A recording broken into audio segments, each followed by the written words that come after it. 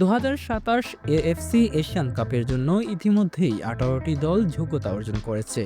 এই দলগুলো হলো সৌদি আরব স্বাগতিক দেশ, জাপান, দক্ষিণ কোরিয়া, অস্ট্রেলিয়া, ইরান, চীন, উজবেকিস্তান, ইরাক, সংযুক্ত আরব আমিরাত, Qatar, Syria, Oman, Vietnam, Lebanon, Jordan, Palestine, Bahrain ও তাজিকিস্তান।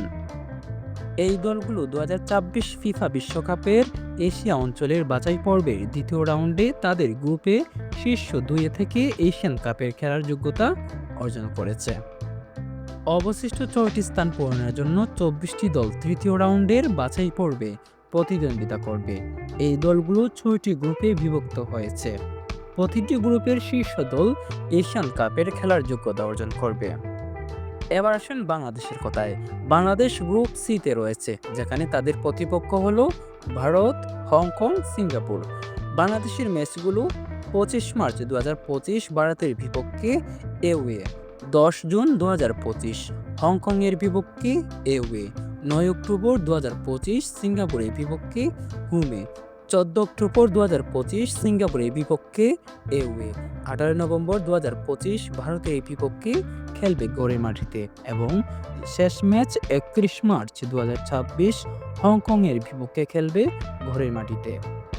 কথা হচ্ছে এখনও বাংলাদেশের 6টি ম্যাচ বাকি আছে। এই 6টি ম্যাচের মধ্যে অন্তত 4 থেকে 5টা ম্যাচ বাংলাদেশকে জিততে হবে এবং যদি বাংলাদেশ 4 থেকে 5টা ম্যাচ জিতে এই গ্রুপের চ্যাম্পিয়ন্স হয়, তবে বাংলাদেশ 2027 সালের এএফসি এশিয়ান কাপের মূল পর্বে খেলতে পারবে। তবে বাংলাদেশের ফুটবল ভক্তরা এবার থেকে আশা করতেই পারে বাংলাদেশ এশিয়া কাপের মূল পর্বে খেলার, কেননা হামজা চৌধুরীর অন্তর্ভুক্তিতে দলে শক্তি বেড়েছে, সাথে ফাহমিদুল ইসলামও এসেছেন। আশা করা যায় আরও বাংলাদেশি বিদেশি ফুটবলাররা বাংলাদেশে খেলার কথা জানাবেন। এরকমই আশায় আছে বাংলাদেশের কোটি কোটি ফুটবল ভক্ত। বাংলাদেশ একদিন খেলবে এশিয়া কাপ কিংবা খেলবে বিশ্বকাপের মতো বড় বড় মঞ্চে।